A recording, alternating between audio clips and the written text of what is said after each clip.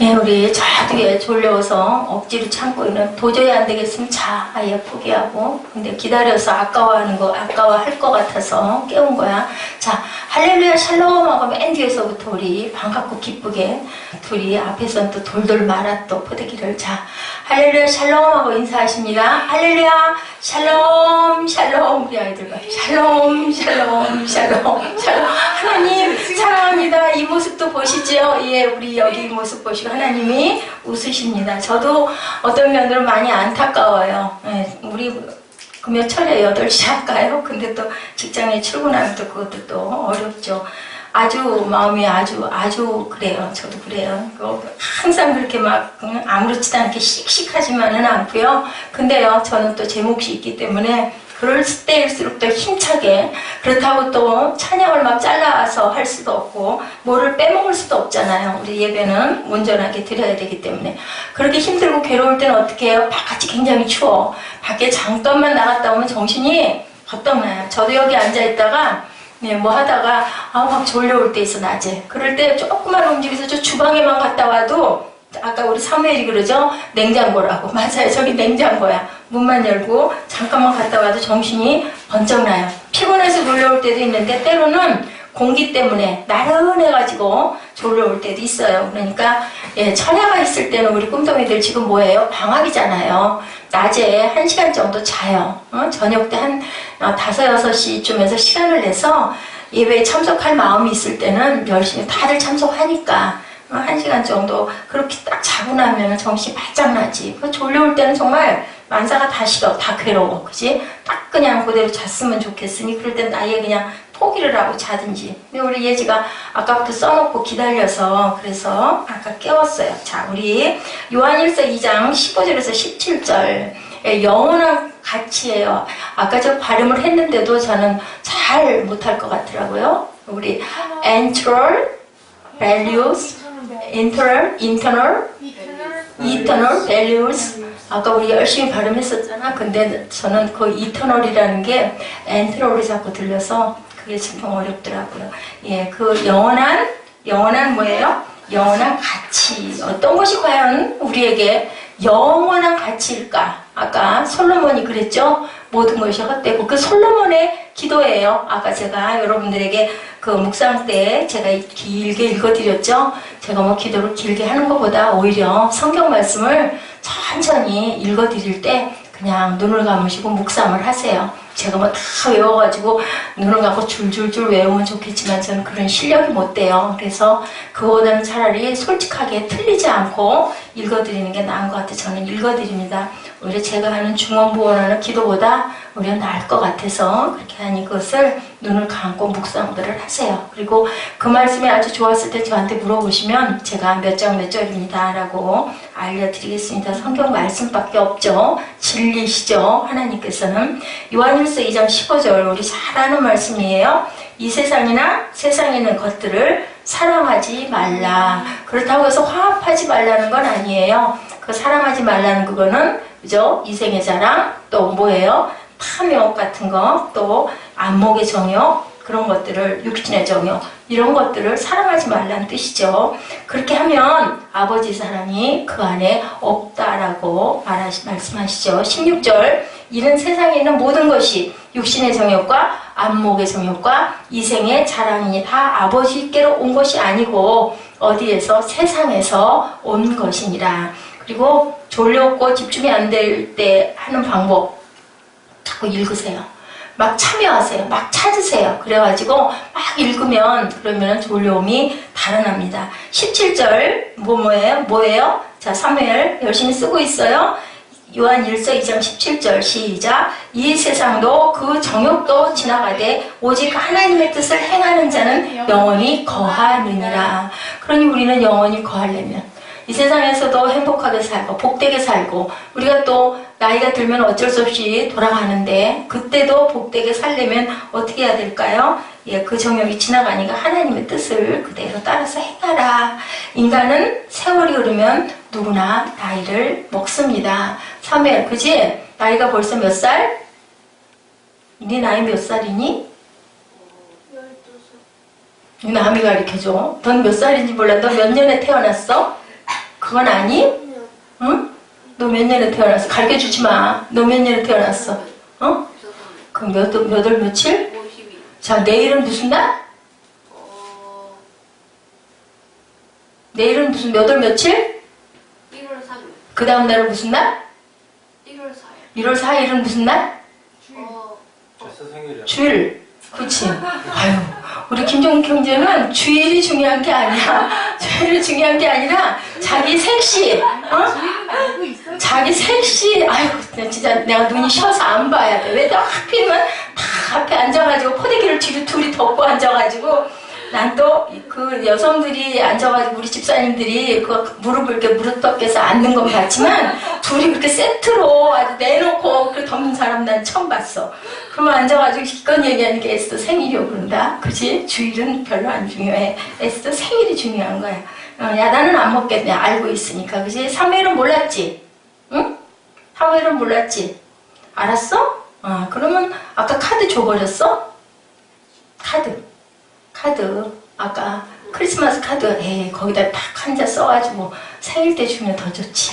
응? 하나 또 써야 되겠네. 어떡하나. 우리 사무엘은 실력이 없는데 예지는 잘 만드는데 그치? 자 근데 우리가 나이를 먹어요. 벌써 2003년도에 태어날 때 깡깡하고 우리 사무엘은 정말 토를 잘했어. 위아래로 아주 토를 너무너무 잘했어. 그랬는데 벌써 저렇게 많이 커가지고 근데 또 여전히 화장실을 잘 가 보면은 그래서 그거는 연결이 된 것 같아. 또 벌써 저렇게 커서 개구장이고 엄마 말도 안 듣고 그죠? 우리가 나이가 늙어도 여전히 어때요? 미숙한 사람들이 많아요. 특히 저 같은 경우가 그런 것 같아요. 나이만 세월만 숫자라고 그러죠? 숫자만 많이 먹었지 생각 자체가 아주 아이 같은 사람이 많죠. 근데 이 땅에 지금 어떤 시대가 도래하고 있어요? 굉장히 노령화 시대가 도래하고 있죠. 앞으로 10년, 20년쯤 가면 정말 그 노인들의 숫자들이 너무 엄청나게 많고 젊은이들이 너무 줄어들 것이다. 제가 한참 20대, 30대 때요. 그 뭐라 그랬나? 둘만 날 잘 기르자 뭐 막 그런 거 표어가 있었고요. 그 다음에는 한 가정에 하나씩만 낳자. 한 집 건너 하나씩 낳자 막 이랬거든요. 그 바람에 가족계획 엄청나게 했죠. 근데 정말요. 그때 제가 그런 생각했어요. 저러다가 이제 아이들이 없어지면 어떻게 하려고. 그랬더니 그죠. 딱 맞은 거예요. 예언을 한 거예요, 예언을. 그랬더니 지금 너무 아이들이 부재한 거예요. 그래서 막 아이를 둘 이상 낳으면 셋째부터는 뭐 학교도 막 장학금 제도도 있고, 그리고 또 어린이집을 가도 뭐 거의 무료로 아이 세 번째부터는 우리 사무엘 때만 해도 어린이집 가는 비용이 한 40만 원 정도 그렇게 들었어요. 대학교 들어가서 등록금 뭐 못지 않았던 것 같아요. 우리 사무엘 어렸을 때 등록금이 200여만 원 그렇게 했거든요. 지금 물론 훨씬 더 높지만 벌써 10년 전이니까요. 그런 거 보면 어린이집 6개월 동안 그것만 들어가나요? 뭐 다른 거 그죠? 뭐 또 뭐 재료비에 뭐에 뭐 어디 또 갈 때는 따로 돈 내고 엄청 돈이 많이 들어. 그때 참 없었으면 우리 사무엘은 어린이집도 못 갔을 텐데 너무 오래 다녀가지고 사무엘이 저렇게 느린 것 같아. 아주 그냥 급한 게 하나도 없어. 노인 인구가 늘어나면서 굉장히 우리 그 나라가 긴장하고 있는 부분이 있어요. 뭐가 많이 늘었어요? 노인 인구가 늘면서. 응? 우리 젊은 분들은 아실 것 같은데. 노인 인구, 응? 그렇지. 지금이 노령화 시대인데 노령화 시대가 되면서 우리나라에 좋지 않은 부분의 것들이 드러나게 됐어요. 게으른 거. 응? 게으른 거. 그렇지. 우리 사무엘은 게으르 지금 노령화라서 게으른 게 아니고 노인들하고 관계된 거. 노령화 시대가 되면서 뭐가 늘어나느냐면요. 노인 범죄가 엄청나게 늘어났대요. 여러분들 못 들으셨어요? 뉴스에서? 예, 남대문 사건도 노인이 저지른 사건이에요. 순회문 방화 사건도 노인과 바다 사건으로 불리운 전남 보성 어부의 연쇄 살인 사건. 예, 지난 7월 몇 년 됐죠. 할머니 소매치기단 4인조. 할머니들을 그냥 그런 얘기는 들었어요. 왜 이렇게 길에서 조그맣게 이렇게 해서 나물 놓고 파는 할머니들 있죠. 굉장히 저는 정치가 있어가지고 할머니들을 굉장히 좋아했거든요. 근데요, 그냥 우리가 생각하는 그런 할머니 엄청나게 이 할머니들이 엄청나게 술수가 아주 그냥 아주 강한 거예요. 여기 술수가 아주 강해가지고 그 할머니들이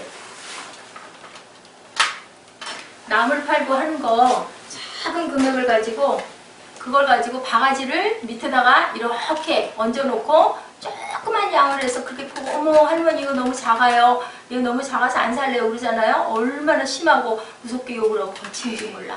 할머니들을 우리가 옛날에 생각하듯이 아주 그 인자하고 손주들 그렇게 이뻐하는 머리가 하얗고 아주 그거 몸이 쬐끄맣죠. 나이가 들면 몸이 작아진다는 건 이제 내가 알 것 같아요. 키가 아무리 커도 우리 어머니 내가 엄마보다 크다 했는데 그거 하나도 자랑이 아닌 거야.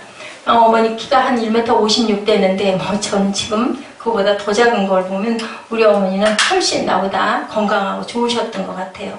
이렇게 할머니 노인들이 많아지면서 노인들에 대한 그런 그 아주 그 노욕이란 뜻이 뭘까? 이거 맞추면 30점 줘야지. 노인욕. 아니거든. 노욕. 욕심? 응? 욕심. 노자는요 노할 노자래요. 그리고 그 노하는 마음을 아주 무섭게 구는 거. 노욕이라고 하면은요 분노와 욕심을 갖는 것이 노욕이라고 합니다. 이것을 버리지를 못해서 노인 범죄가 늘어난다. 왜? 소외되잖아요, 노인들이. 그리고 젊은이들이 싫어하잖아요. 뭐 손주들이 노인 할머니 할아버지 계시고 하면 그 방에 들어가지도 않는다고 그러죠. 냄새 난다고 안 들어가고 만져보고 그러면 막 그전에는 우리 할머니 할아버지들한테 얼마나 어려워했잖아요. 공손했고. 근데 지금은 그렇지 않대요. 그러다 보니까 할머니 할아버지들이 이제는 범죄까지 저지르게. 왜 그럴까요? 저는 생각해봤어요. 사랑이 부족한 거다. 그 할머니 할아버지들을 사랑으로 전심으로 잘 보필해드렸으면 그렇게까지 안 되실 수도 있을 건데 그렇지 못하다 보니까 뭐 3인조 4인조로 재밌는 사계절 유머가 있더라고요.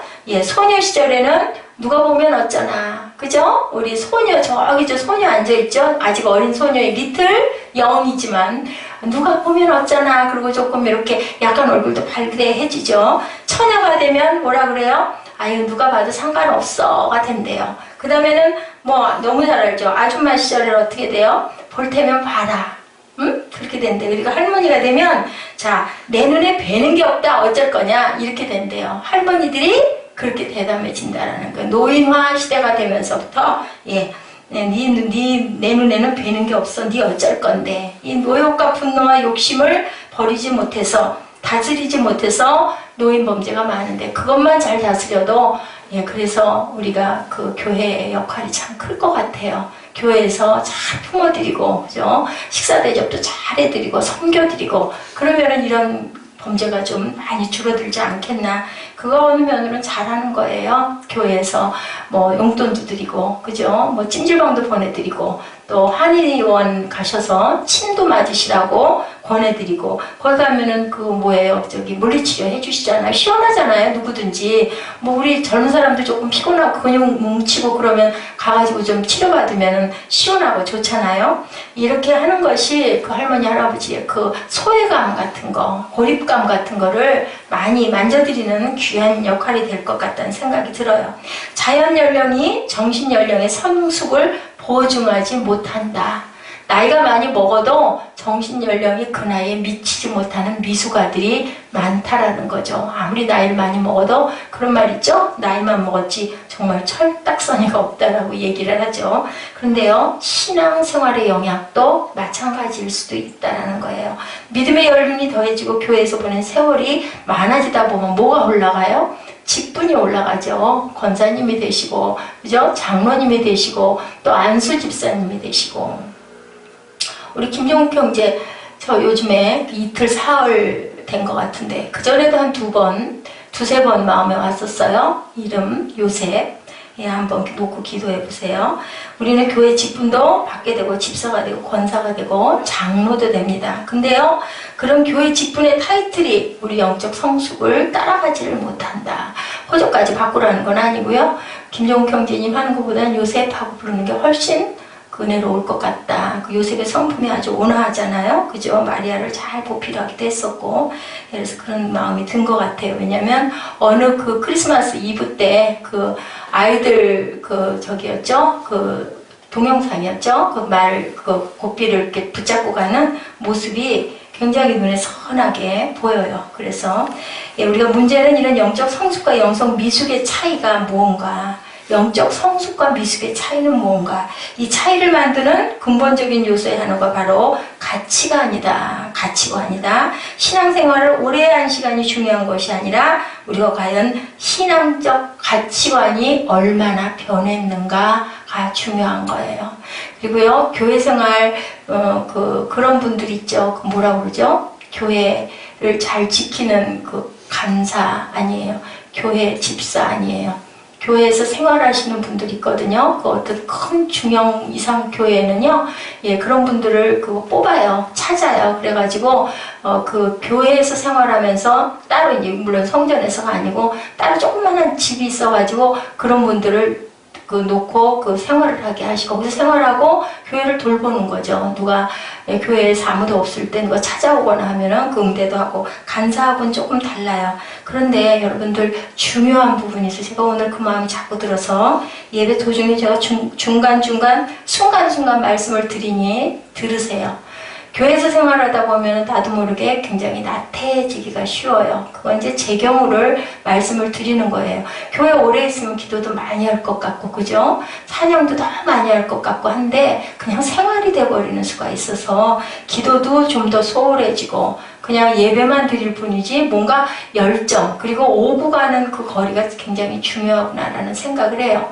글쎄요, 저기 새생명교회일 때 제가 거기도 생활을 했는데 또 다른 것 같더라고요. 그래서 거리가 있고 그래도 시간에 늦지 않으려고 막 달려가는 거하고 내가 그 자리에 그냥 있다가 그냥 예배 드리는 거하고는 상당한 차이가 있어서 그 부분을 우리가 많이 긴장해야 되겠다는 생각이 제가 마음에 들어왔어요.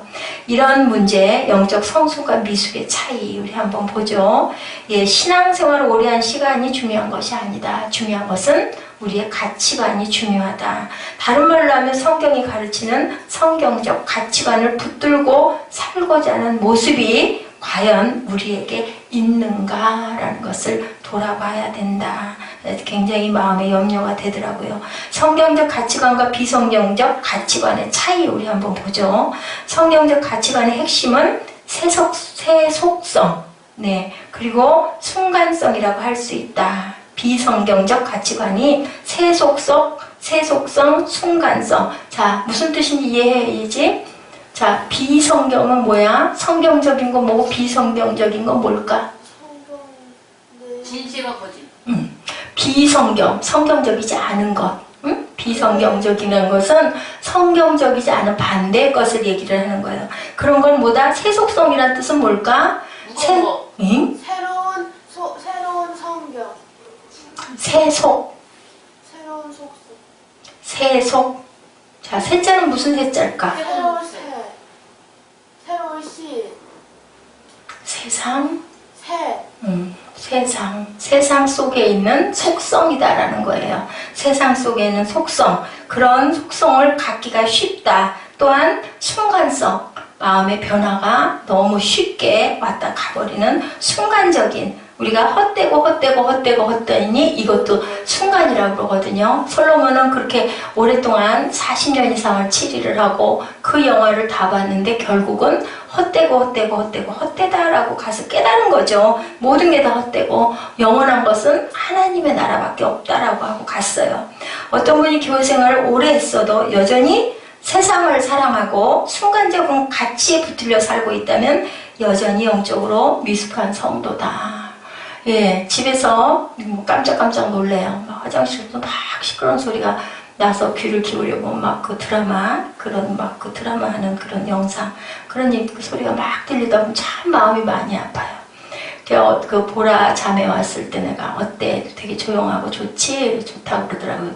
찬양 계속 나오고 있고 좋죠. 조용하고 뭐 떠드는 사람도 없고. 그래서 보라네 집도 이래? 그랬더니 네. 한마디가 그냥 한마디인데 그 집도 식구가 없죠. 아빠도 나가시고 그 작은 언니도 나가고 그러면 거기 김진승 목사님도 교회 가가지고 기도하느라 교회 가시고, 그럼 있는 사람은 우리 보라자매 하나밖에 없고, 있어도 또 어머니 목사님하고 함께 있으니까 조용하겠죠. 세속적인 부분하고는 조금 많이 분리가 될 거예요. 그래서 아 맞다, 너네도 그럴 거다, 내가 그렇게 얘기를 했습니다. 예, 우리가 세속적 가치, 지향적 인생과 영원한 가치, 그 지향적인 인생, 도대체 이 차이가 뭘까? 세속적 가치 지향의 인생의 모습을 한번 우리 생각해 보죠. 세속적 가치 지향의 인생이란 한마디로 사도 요한의 가르침에 뭐라고 말하고 있다고요? 육신의 정욕과 안목의 정욕, 그리고 이생의 사랑을 따라 살아가는 삶이다. 우리 본문에서 그렇게 얘기를 하죠. 사도 요한이 그렇게 얘기를 하고 있습니다. 예, 요한일서 누가 지었어요? 무슨 요한? 침례 요한? 세례 요한. 사도 요한. 요한일서 1, 2, 3서 다 요한이셨어요. 뭐라 그래요? 육신의 정욕과 안목의 정욕과 이생의 사랑이 다 누구에서 온 것이 아니다. 아버지께로부터 온 것이 아니요. 어디서부터 왔다고? 세상에서 온 것이다. 이 세 가지 세상의 정욕과 안목의 정욕과 이생의 사랑은 누구를 유혹해서 파멸시키려고 그랬어요? 우리 인간을 유혹하려고. 아주 심지어는 누구까지 유혹했어요? 예수님까지 유혹해서 예수님에게 뭐라고 그래요? 예, 성전 꼭대기에서 뛰어내려봐. 네 발이 땅에 닿지 않게 한번 그렇게 해서 자랑해봐. 그러죠? 돌덩이를 뭐가 되게 해라? 떡덩이가 육신의 정욕을 얘기를 하죠. 그리고 너 한번 네가 그렇게 변화시켜보면 내가 너를 막 엎드려서 경배할게. 그리고 뭐를 얘기를 해요? 그 세상에 보암직한 그런 것을 우리에게 막 유혹을 하는 그런 모습들을 보이고 있죠. 안목의 정욕을 얘기하고 있습니다. 먹음직하고 보암직하고 지혜롭고 할 만큼 탐스럽기도 하다. 뭐가? 선악과가 그랬어요. 예, 그랬더니 그냥 그걸 보고는 바로 어디에 빠져요? 육신의 정욕에 빠지죠. 먹고 싶죠. 보암직하죠. 안목의 정욕에 빠집니다. 그리고 열매를 먹으면 하나님같이 된대. 예, 자랑하고 싶지 않아요. 내가 으스대고 우리 마음에 다 있어요. 저도 그런 게 굉장히 많은 사람이 가만히 생각해보면 너무나 부끄럽더라고요. 보니까 지금도 그래요. 지금도 뭐 좀 인정받고 싶고 그죠? 칭찬받고 싶고 예, 그런데 오죽이나 하겠냐는 거죠. 예, 예수님한테 이도를 명하여 떡이 되게 하라. 육신의 정욕이죠. 배고프지 너? 너 그 광야에서 지금 금식하고 그러고 있잖아. 이 돌 너 해갖고 먹을 수 있잖아. 떡대기에서 먹어봐. 내가 너 칭찬해줄게. 하고 사단이 그럴듯하게 시험하죠. 천하만국의 영광을 보여주며 절만하면 다 주겠다고 얘기합니다. 안목의 정욕의 시험을 합니다. 성전 꼭대기에 세우고 뛰어내려 보라고. 땅의 모임에 닿기 전에 천사가 너를 붙들어 올리면 너는 내일 유명한 존재가 될 거야. 이생의 자랑을 그렇게 속삭이죠. 그랬을 때 누가 예수님이 뭘로? 말씀으로 물리쳤죠. 예, 떡은 뭐라 그래요? 내가 그 떡으로만 세상에 살 것은 아니고 하나님의 입에서 나오는 말씀으로 살 거다. 사탄아 물러가라고 물리쳤습니다. 무엇으로? 말씀으로. 우리는 항상 대적할 때 말씀으로 대적해야 돼요. 그래서 말씀을 알아야 된다. 아는데 어떻게 알으라고요? 호세아가 힘써 알으라고 그랬어요. 쉽지 않아요. 열심히 공부해야 된다라는 거죠. 그러려면 열심히 읽어야 되고 읽어가지고도 머리에 마음에 안 들어오죠. 그렇기 때문에 묵상해야 된다. 묵상의 뜻이 뭐라 그랬어요? 물고 뜯는다. 뭐를 뜯듯이? 개가 뭘 뜯듯이 뼈다귀를 물어 뜯듯이 그렇게 열심히 뜯고 씹어야 된다라고 하죠. 계속 또 씹고 또 소가 되새김질 하듯이 그렇게 씹어야 된다. 이렇게 이 세 가지의 공통점이 뭘까? 감각적이고 순간적이고 충동적이다라는 거예요. 예, 충동적이다. 우리가 화나면 어떻게 확 그냥 이런 마음 들잖아요. 이런 충동적인 거. 그거 뭐예요? 순간적이잖아요. 그 시간 지나고 나면 후회하죠. 내가 왜 그렇게 했나? 왜 그런 말 좀 더 참을걸? 예, 그런 부분에 그 분노 많이 느끼시죠? 저는 많이 느낍니다. 그러면서도 또 못 참아요. 그걸 확 해버리고 나면 속이 시원한데 결국 남는 건 뭐만 남아요? 후회만 남게 됩니다. 우리가 인생을 살면서 끊임없는 욕구 있죠. 뭐 있어요? 식욕? 그죠? 또 뭐 있어요?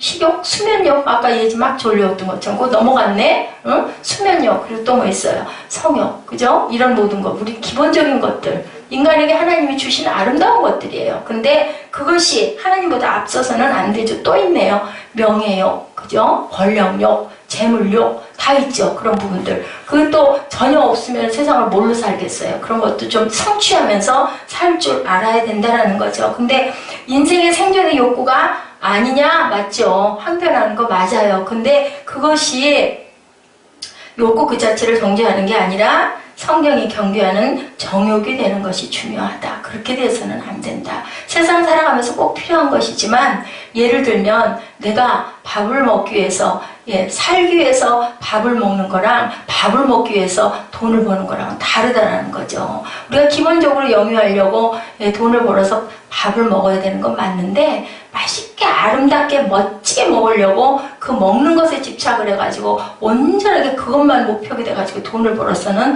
그거는 사람의 도리가 아니라는 얘기를 하고 있는 거죠. 그거는 그냥 우리가 살아가는데 힘을 내야 되니까 먹는 것이어야 한다. 먹기 위해서 사는 순간 먹는 것이 생존의 목적이 되는 순간 우리는 육신의 정욕의 포로가 된다라는 거예요. 괴테가 파우스트에서 묘사하고자 한 유혹이 바로 그런 것들이죠. 주인공 파우스트가 노박사가 되었는데 아직도 유혹에서 자유롭지 못했었어요. 자, 악마 메피스토팔레스는 아름다운 처녀의 환상을 보여주며 그를 술자리로 그리고 마녀의 동굴로 인도하죠. 마약을 먹은 그는 그레테인과 사랑에 빠지고 그 사랑을 실현하기 위해서 뭐를 저질러요? 살인을 저지르는 그런 아주 무서운 일이 일어납니다. 결국 그렇게 돼서 어떻게 돼요? 제2부에서 황제의 중심이 된 파우스트는 이제는 무슨 욕망? 돈의 욕망, 재산의 욕망에 결국은 그렇게 돼서 어떻게 돼요? 피폐해져서 뭐 남는 건 뭐밖에 없죠? 사망밖에 없다라는 거예요.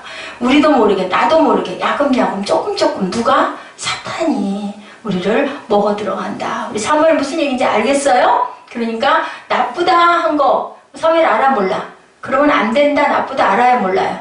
알죠. 알면은 해야 될까 말아야 될까? 응? 아는데 해야 될까 말아야 될까? 응? 안 해야 돼요. 고기만 흔들어 대답을 해야지. 하면은 안 되는 거죠. 끝없는 욕망의 결론은 결국은 사망, 죽음밖에 없어요. 아무리 천하를 주어도 우리가 목숨을 잃으면 하나님 말씀에 있죠. 무슨 소용이 있겠느냐라고 해요. 우리는 사는 게 더 중요한 거지 그거 이루다가 결국은 우리가 사망의 구렁텅이에 빠져버려서 건져 올려질 수가 없는 상황이 돼버리면 어찌할 수가 없는 거죠. 여러분들 늪 알죠? 늪에는 한꺼번에 빠지는 일이 없어요. 조금 중심을 잃어서 다리가 빠지고 나면 절대로 건져지지 못하는 그런 늪들이 많다라는 거예요. 그럼에도 불구하고 마지막으로 필요했던 것은 돈도 쾌락도 아닌 무슨 은총만 남아있었을까요? 속죄의 은총만이 남아있는데 하나님께서 그래도 어찌하셔서 불쌍하셔서 속죄하게 그 기회를 늘 주시는 아버지가 언제까지 그 생명이 이뤄지는 그 끝까지 그 순간까지 하나님께서는 우리를 놓지 않고 있다라는 것. 다른 게 뭘까요? 회개하고 돌아서는 것과 그렇지 못한 자. 선택받은 자와 아닌 자. 참 묘하죠. 우리가 생각할 때는, 그죠? 뭐, 악인이라도 돌아설 수 있는데, 그럼 뭐, 하나님은 다 알고 계시고, 너는 선택받은 자식이 아니야. 그럼 뭐, 그 사람이 아무리 애를 써도 안 되는 거, 뭐하러 그거를 기다리셔? 뻔히 아는 거. 그죠? 그런데도 그게 아니라 결과론적인 것을 하나님은 알고 계시고 그래도 기다리시는 거죠. 사울도 40년 마지막까지 기다리셨는데 결국은 자기 꾀에 빠져가지고 그저 나뭇가지에 걸려서 머리채가 걸려서 돌아가죠. 그렇게 하고 죽습니다. 압살롬이 그러죠. 압살롬이 그러고 사울은 이제 죽게 생겼으니까 어떻게 해요? 자기 신하 보고 나를 네가 찔러라. 나는 할례받지 못한 자들에게 내가 죽지 않을 거야. 블레셋이 막 쫓아오니까 못하죠. 그러니까 어떻게 할복하죠. 엎드려가지고. 그래서 죽습니다. 그리고 이 세 가지 욕망의 공통점은 17절에 어떻게 말하고 있어요? 이 세상도 정욕도 지나가되 그것은 지나가는 일순간적 가치에 불과하다라고 얘기를 하고 있습니다. 이런 가치를 추구한 종말은 뭐라고요? 죽음이다. 야고보서 1장 15절에 욕심이 잉태한 즉 죄를 낳고 죄가 장성한 즉 사망을 낳는다라고 말씀해요. 이 말씀을 그냥 있는 말씀이고 좋은 말씀인지 생각하지 마시고요. 내가 확실하게 받아들이시기 바랍니다. 이런 세속적 가치 지향의 인생을 살 것인지 그렇게 안 갈 것인지 그것은 누구의 몫이다라고요? 자신이 선택하는 몫이다. 자신이 선택하기에 달려있다. 아멘? 선택해야 합니다. 이런 우리의 선택은 반드시 무엇을? 하나님의 심판을 직면하게 된다라는 걸 잊지 마시고요. 난 아직 멀었는데 그거는 아무도 알 수가 없는 것. 그래서 하루를 오늘을 살 때 마지막 날 같이 후회 없이 최선을 다해서 살아야 되겠죠. 심판의 날, 그날은 대부분의 인생들이 붙들고 살아온 세속적 가치의 생명이 순간이었음을 드러내는 날이다라는 거예요. 그렇게 즐기게 그렇게 길을 쓰고 움켜잡으려고 했던 모든 것, 마지막 날은 가지고 갈 수 있는 것은 아무것도 없다. 남은 거 뭐만 가지고 간다고 그러던가요? 찬양만 남는다고 그러죠. 하늘나라에 가면 예배 필요 없어요. 그죠? 우리 영이기 때문에 찬양이 곧 기도고 찬양이 곧 말씀이죠. 그렇기 때문에 참 찬양이 귀하고 경배의 찬양이 중요합니다. 그래서 찬양을 조금 줄이려고 하는데도 그게 참 마음대로 되지를 않네요. 그 대신 뭐예요? 묵상이 들어가 있고, 그죠? 사도신경이 들어가 있고, 그런 부분들이 조금 줄어든 거예요. 5분은 줄어들었을 것 같습니다. 본문 17절입니다. 이 세상도 정욕도 지나가되 오직 하나님의 뜻을 행하는 이는 영원히 거하느니라. 어떤 단어들이 대조를 이루고 있어요? 이 세상과 정욕은 하나님의 뜻 그리고 지나감과 영원히 거함이 대칭을 형성하고 있어요. 이 세상과 정욕이 하나님의 뜻, 지나감과 영원히 거함, 이것과 반대를 이루고 있다. 그러므로 우리의 인생이 우리의 욕망을 넘어서서 창조주 하나님의 뜻을 붙잡고 사는 단계에 이르지 못하면 안 된다. 거기에 이르면 우리가 고난스러워도, 제가 오늘 새벽에 말씀드린 것 같은데요, 고난스러워도 그걸 고난으로 여기지 않죠. 누가 욥기를 뽑았던 것 같아요. 나를 단련하신 후에 정금같이 되어서 나오리라. 그거를 안 욥은 어떨까요? 내가 고난을 받으면 받을수록, 크면 클수록, 나를 이렇게 많이 고난에 거하게 하면 나는 분명히 더 귀한 그릇이 될 거야 하고 견딜 수 있다는 거죠. 여러분들 아세요? 다이아몬드하고 숯이 똑같은 원소를 갖고 있다는 거. 숯은 왜 숯이고 다이아몬드는 왜 다이아몬드일까요? 예제한테 반짝이는 보석 다이아몬드를 손에다 딱 놔주면 어때요? 너무 이뻐. 그러는데 숯덩어리를 갖다 손바닥에다 놔주면 이 하고 집어 던질 거야. 근데 그 성분이 똑같다. 어떻게 해서 하나는 다이아몬드, 어떻게 하나는 숯일까?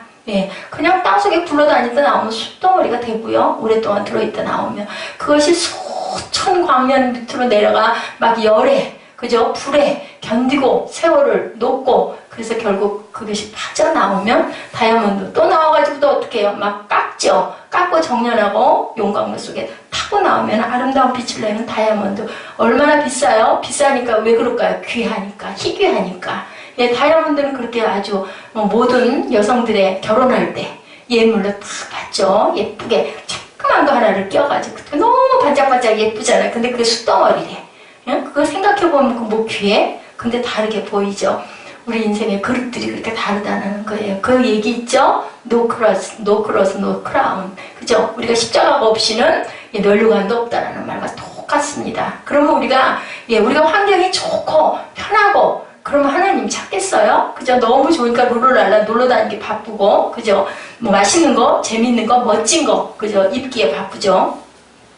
아까 제가 안목의 정욕일까요? 그죠? 육신의 정욕일까요? 그 옷 하나를 집어가지고 와가지고 그런 마음이 막 들었었어요. 아유, 내가 아직도 그걸 물을 받지 못했나 보다 하는 생각이 들었습니다. 부끄럽죠. 지금 상황에 그죠? 그게 무슨 사건이겠어요? 소용이 없죠. 아무리 싼들. 자, 기독교 철학자 키에케골, 사상가이죠. 인간 실존의 세 단계설을 주장합니다. 인간은요, 심미적 실존에서 도덕적 실존으로, 그리고 마침내는 종교적 실존으로 나아가야 한다. 심미적, 도덕적, 그죠? 우리 마음에서, 그 다음에 도덕적인 부분으로 우리 장성하면서 도덕을 지키려고 하죠. 그 다음에는 종교적이 되어야 된다. 그래서 대단한 학자들은 결국은 부정하고 부정하다가 누구처럼, 이효령 교수처럼 깨달은 자들은 어찌할 수 없이 하나님 앞에 무릎을 꿇을 수밖에 없죠. 무신론자들 결국 나중에는 누구를 불러달라고 그래요? 신부님 불러달라고 그러죠? 병실에서. 그래도 그건 하고 가야 되겠다라는 마음인 것인지 깨달아서인지는 모르지만 그 다음 부분은 하나님만 아실 부분일 것 같습니다. 이렇게 이 단계가 필연적으로 가져다주는 범죄와 재척에서 벗어나기 위해 우리는 도덕적인 실전의 단계를 필요로 한다. 그 다음에는 하나님을 찾게 되죠. 내가 도덕적으로 온전치 못하죠. 누구나 다 그거는 알아요. 자기 자신은 속일 수가 없기 때문에 남에게는 포장할 수가 있고, 제가 오늘 새벽에 말씀드린 것 같아요. 그죠? 은혜를 많이 받은 사람일수록 자기 단점을 드러낼 줄 알아야 된다. 그런 용기가 나 이러면 뭐, 당신은 어떤데? 당신도 또 다 그렇죠, 뭐. 그러니까, 나는 이런 죄를, 나는 이렇게 더럽고, 난 이렇게 추하고 냄새 납니다. 저도 그렇습니다. 어디서 그랬어요? 예, 1907년, 그죠? 예, 장대현 교회 평양에서 부흥운동이 일어날 때, 부흥운동이 아니라 그게 회개운동이었대요. 예, 한 길선주 목사님이 일어나가지고 장로님이었어요, 그때. 일어나서 고백하니까 막 여기저기서 저도요. 그러다가 결국은 울음바다가 우리 어땠어요? 신년 예배 때 기도하다 보니까 하나님께 기도하다 보니까 인원이 만약에 한 10명 됐으면 할 수 있었을 거예요. 10명 정도면. 한 20명 정도까지도 됐겠죠. 그러면 결국 그 회개운동이 이렇게 거기만큼 안 됐겠어요? 울다 보면 또 그것에 감동해서 나도요 하죠. 첫 번째 고백하기가 어려운 거죠. 뭐가 그게 죄가 될까요? 우리는 다 우리 안에 죄성들이 있는데 아버지께 고백하면 아버지가 그래 내가 너 사해줄게. 사함을 받는다는데요. 감추면은 사함을 받을 수가 없잖아요. 내가 고백하지 않으면. 근데 다 아셔요 모르셔요? 아시잖아요. 그럼 내가 자백만 하면 된다는데요. 그 다음에 고쳐야 되겠죠. 똑같이 계속 해서는 안 되겠죠. 근데 그게 하나님의 은혜가 임하면 그러고 싶어도 그렇게 되지를 않아요. 어떻게 그렇게 할 수 있겠어요? 하나님이 보고 계신데 이 코람데오 또 붙여야 되겠죠. 네, 조금 더 놔뒀다가 좀 이따 저는 그 코람데오가 참 좋습니다. 왜냐하면 하나님이 나를 보고 계신다. 아무도 없어도 그죠? 그런 마음으로 우리가 성전에 앉아 있으면 하나님이 나를 마주 보고 계시는데요. 어떤 짓을 하든 어떤 기도를 하든 굉장히 하나님께서는 우리를 사랑하십니다. 우리의 원초적인 욕망도 다 알고 계세요. 그런데 거기에 너희가 먹히지 말아라. 그 뜻을 말씀하고 계신다라는 것을 잊지 마시기 바랍니다. 심미적 실존이라는 것은 감각적 쾌락과 원초적 욕망을 따르는 실존. 누구나 인생을 2단계에서 시작한다. 미숙한 아이들은 그렇게 시작을 하죠. 그 다음에 이제 도덕적이 되는 거예요. 거기에 교육이 들어가다 보면. 그죠? 우리는 내면의 양심의 소리에 귀를 기울여야 하고 이것이냐 저것이냐 선이냐 악이냐 하는 양자택일의 기로에 우리는 늘 선택하면서 가요. 인생 가면서. 여러분들 그렇죠? 우리 자고 일어나서부터 이거 먹을까 말까부터 시작해서 그죠? 이 신호등에서 내가 좀 미리 멈춰 그냥 얼른 지나가 버려 이런 것까지도 다 선택하고 가게 돼요. 양말을 신을 때도 까만 양말을 신을까? 조금 더 좀 화사한 양말을 신을까? 그것에서부터 신발은 이 구두를 신을까 저 구두를 신을까 다 선택입니다. 우리가 가는 길이 내가 어떤 길을 선택하느냐에 따라서 아주 더 힘든 협착한 길이 될 수도 있고 조금 편안한 길일 수도 있어요. 어떤 길로 가느냐에 따라서 우리가 사는 환경이 조금 더 넉넉하면 엄청 좋을 것 같지만 사실은 그렇지 못한 게 더 은혜가 됐을 수 있다라는 거. 아까 제가 말씀드린 것처럼 그럴수록 아버지 앞에 가까이 갈 수도 있기 때문에 그렇다고 해서 편안하게 가는 사람이 꼭 하나님과 멀다라는 뜻은 아니에요. 근데 보편적으로 우리가 배고픈 사람이 먹을 걸 찾는 것처럼 우리가 심령이 가난해야 하나님 아버지의 말씀과 사랑을 자꾸 구하게 되죠. 이런 것처럼 우리 평생은 이런 윤리적이고 도덕적인 선택을 하면서 산다. 그리고 궁극적으로 하나님 앞에 단독자로 서는 종교적 실존의 자리에 서야 한다라는 거예요. 마지막으로는. 근데 그게 좀 빨리 되면은 하나님 은혜가 더 임하시죠. 나이가 들어서는 기회가 너무너무 없는 거예요. 젊다고 늦게 가는 거 물론 나이가 들었다고 빨리 가는 건 아니지만 그죠? 평균적으로 봤을 때는 젊은 날은 뭐 할 수 있어요? 내가 변화되면은 얼마든지 많은 일들을 섬김의 일들을 많이 할 수 있잖아요. 영향을 더 많이 끼칠 수 있잖아요. 근데 그것이 어디 하늘에서 뚝 떨어져서 영향을 끼치는 게 아니라요. 내가 가진 달란트대로 내가 가진 자리에서 영향을 끼칠 수 있다. 그래서 훌륭하게 지식을 많이 땄고 그죠? 또 재산도 많이 가지고 또 그 권력도 좀 많이 세상에서 좀 많이 알아주는 분들이 은혜를 받게 되면은 그죠? 그 사람이 영향을 많이 끼쳐요. 그 이어령 그 문화부 장관 되셨던 그분은 그 70이 훨씬 넘은 나이에 그죠? 이제 다시 하나님께 무릎 꿇고 기도하고 침례받고 그러고 나더니 엄청난 영향력을 발휘하잖아요. 아닐 때도 대학에서 성경학을 가르치셨기도 했다고 그래요. 근데 이제는 자기 딸을 통해 가지고 서운하면서 하나님 살아계신다는 걸 알고 나니 얼마나 주변에 영향을 많이 끼치겠어요. 그래서 우리가 살아갈 때 잘 살아야 돼 일단은. 근데 하나님을 알고 나면 그 영향력이 하나님의 영광을 드러내는 영향력이 된다. 우리 각자는 모두 다 아버지께서 귀한 능력도 주시고 귀한 달란트도 주시고 그죠? 귀한 재능들을 다 주셨어요. 없는 사람은 하나도 없어요. 그래서 그것으로 영향을 끼치게 된다는 거죠. 이런 종교적 실존의 단계에서 우리는 비로소 순간의 가치가 아닌 가장 높은 절대 가치, 영원한 가치를 붙들고 살게 된다는 거예요. 좀 더 일찍 하나님 앞에 이런 마음, 이런 모습이었으면 얼마나 좋았을까. 엄청 후회가 많이 돼요. 좀 더 능력도 있고, 그죠? 재물도 더 많고, 좀 더 젊어서 많이 뛰어다니고, 막 전도도 잘할 수 있고, 할 때 내가 하나님께 마음이 이만만 했으면 얼마나 좋았을까. 참 안타깝죠. 누구든지 하늘에 계신 내 아버지 뜻대로 하는 자가 내 형제요, 자매요, 어머니니라. 마태복음 12장 50절에. 예, 그러죠. 예, 뭐, 어머니가 밖에 오셨다라고 하니까 예수님이 그러셨죠? 누가 내 어머니냐? 깜짝 놀랄 얘기예요. 어머니 마리아가 밖에 찾아왔는데 예수님이 그러셔요. 누가 내 어머니냐고.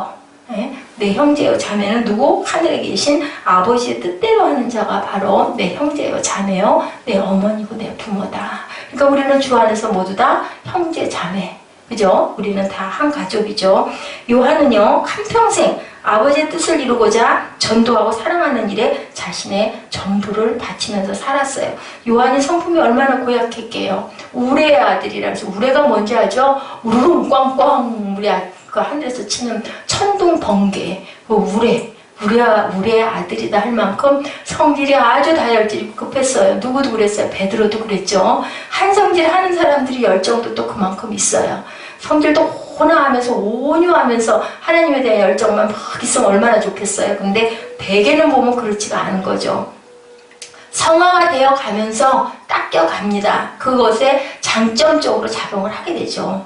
예, 우리가 많이 성지순례들 많이 다니죠. 그랬을 때 보면은요, 정말로 지하, 동굴, 막 60층 아래 이런 데서 뭐 했어요? 쫓겨다니면서 거기 숨어서 사는 그런 대린 큐라고 하죠. 지하 우물이라는 뜻인데요. 그런 깊이, 지하 60m. 지금은요, 30m까지 밖에 못 내려가게 한대요. 근데 그 30m도 대단하지 않아요? 거기 내려가면요, 저절로 눈물이 난다 하더라고요. 딱 이렇게 네모나게 아무것도 아니에요. 흙이 이렇게 파져 있고, 이거 둘러앉아서 같이 예배할 수 있는. 근데 여러분들 아세요? 지하에서 그렇게 오랫동안 살면요, 평균 연령이 40세래요.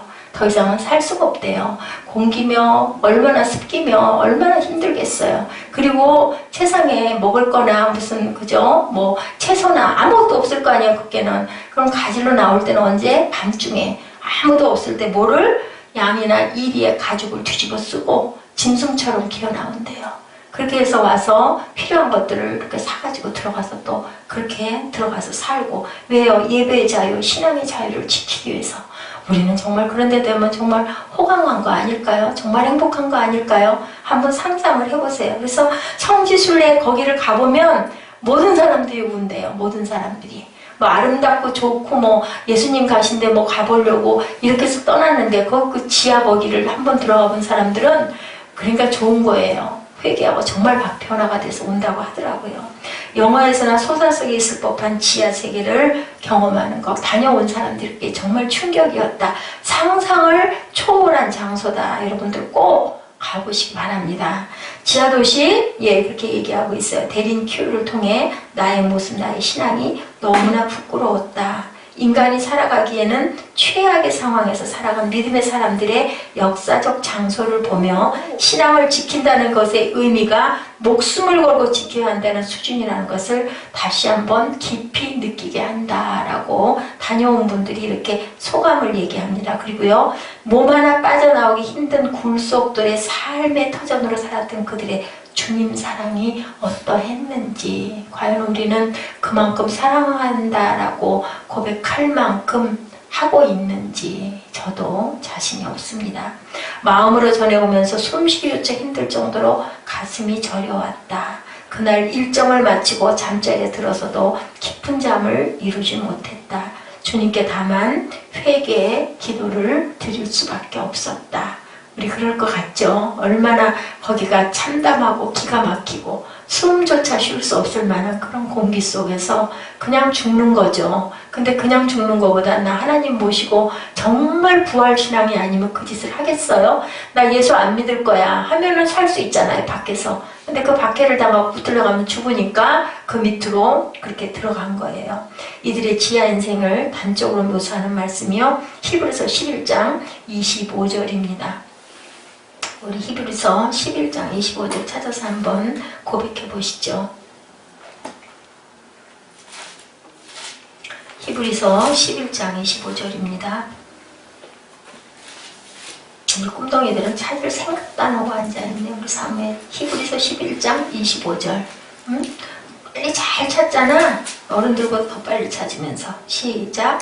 도리어 하나님의 백성과 함께 고난받기를 잠시 죄악을 누리는 것보다 더 좋아하고. 네, 고난받기를 죄악의 낙을 누리는 것보다 좋아하고.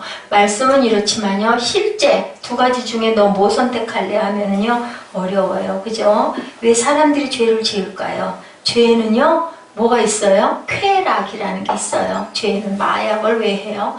마약에서 오는 환각이 그렇게 아주 사람을 둥실둥실 띄운다면요, 저도 해보질 않아서 모르겠지만 그렇대요. 그러나 그것은 성경의 증언처럼 뭐에 불과하다? 잠시 잠깐이라는 거죠. 잠시가 지나가면 영원한 회한과 영원한 고통이 있을 따름이다. 요것만 하고 안 해야지, 요것만 하고 안 해야지, 그리고 계속 몰핀을 맞는 사람들, 그죠? 근데 이제는 그만큼 해갖고는 안 되니까 막 괴로우니까요. 거기에 빠지면 거의 헤어나올 수가 없죠. 금단 현상이 오기 때문에. 담배도 그렇다면서요. 그러니까 계속 그거를 끊지를 못하고 결국은 조금씩 내 생명을 먹어 들어가는 거죠. 대랑교회 공동체 사람들은요, 차라리 그런 지하의 삶을 정말 좁은 길을 선택한 거죠. 영원한 가치를 붙들고 영원히 자유로운 자로 영원한 기쁨의 인생, 영생의 삶을 누리기 위해서였다라는 거죠. 예, 그래서 저는 그 생각을 합니다. 지금 목회하시는 분들, 정말 부활신앙이 있다면 누가 뭘 보든 말든, 그죠? 어떻게 하든 말든 절대로 하나님의 말씀에서 위반되는 행동이나 그것은 할 수 없을 텐데. 왜냐면요, 우리가 살아봐야 얼마나 살겠어요. 목회자들 입장에서 봤을 때. 절대로, 그죠? 잘못된 행동을 할 수가 없을 것 같아요. 히브리서 기자는 11장의 결론 부분에 이런 성도들을 세상이 감당할 수 없었던 사람들이라고 이렇게 말하죠. 대랑교 갑바도기냐 지하 도시에 사는 사람들이요, 밤중에 밖에 나올 때 양이나 염소의 가죽을 입고 나와서 야채나 필요한 일상품들을 그렇게 짐승처럼 뒤집어 쓰고 나와서 사갖고 가고 했대요. 한 번역자는 이 부분을요, 세상이 이들을 두기에 세상은 적합한 곳이 못 되었다라고 표현했다고 합니다. 우리의 모습은 과연 여러분들 어떠십니까? 우리가 영원한 나라를 바라보는 영원한 가치를 따라 살기를 결단하시는 순간들이 되시기 바랍니다.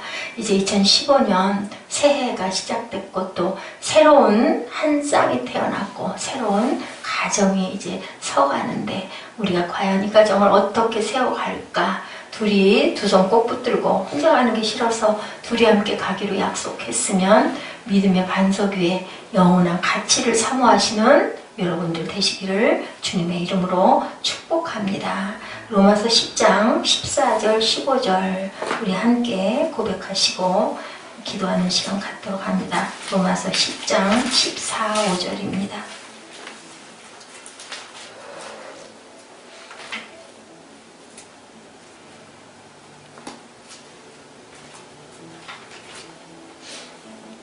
네, 찾으신 분 읽어주십시오. 우리가 무슨 말을 하리요 하나님께 고리가 있느냐 그럴 수 없느니라. 모세에게 이르시되 내가 그들이 여길 자를 그들이 여기고 불쌍히 여길 자를 불쌍히 여기기로 하셨으니 그런지 원하는 자로 로마서 10장 14절 15절 그런즉 그를 믿지 아니하는 이를 어찌 부르리요 듣지도 못한 이를 어찌 믿으리요 전파하는 자가 없이 어찌 들으리요 보내심을 받지 아니하였으면 어찌 전파하리요 기록된 바 아름답도다 좋은 소식을 전하는 자들의 발이여 함과 같으니라. 좋은 소식을 전하는 자들의 발, 어떤 발? 뭐 하는 발? 전도하는 발. 맞아요. 우리 사무엘 발 무슨 발? 전도하는 발. 우리 예지 발 무슨 발? 전도하는 발. 여기 뭐라고 써져 있어? 자들의 발이여 어떻다고 그래요? 기록된 바 아름답도다. 예, 그 발 마사지 하는 데 가서 예쁘게 발가락에다가 페디큐어 칠하는 그 발이 아름다운 게 아니라 전도하고 달려가는 하나님의 증인된 발이 아름다운 발이다. 이렇게 합니다. 우리가 가치를, 영혼을 사모하는 가치, 영원한 가치를, 영원한 나라를 향한 아름다운 발들이 되시기를 주님의 이름으로 축복합니다. 우리 하늘 위에 주님 같은 이 없는 우리 고백하시고 기도하는 시간 가지시죠.